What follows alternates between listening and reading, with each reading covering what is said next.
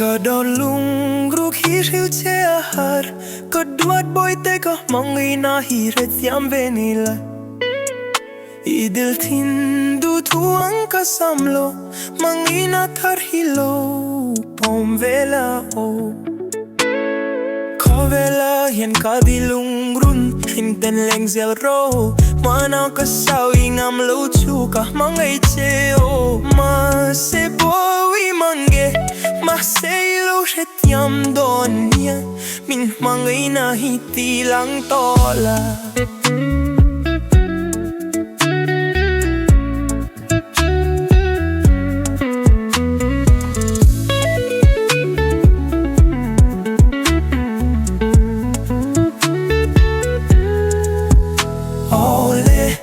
lungrun Idu na pianga chuan Ikal teve Masi katin lung vehi Iti na zuto e mate Idil Thin duang ka samberlo ani